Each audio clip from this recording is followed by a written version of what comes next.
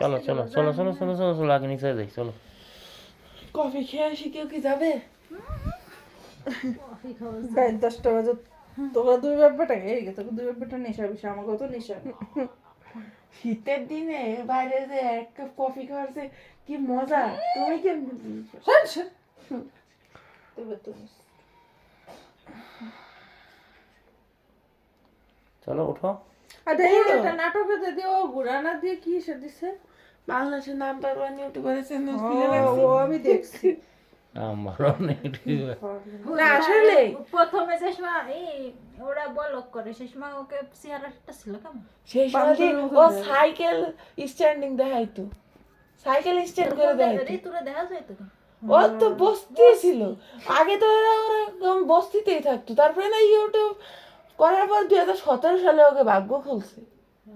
তারপরে এখন বাংলাদেশে একমাত্র ওর কাছে ডায়মন্ড প্লে বাটন আছে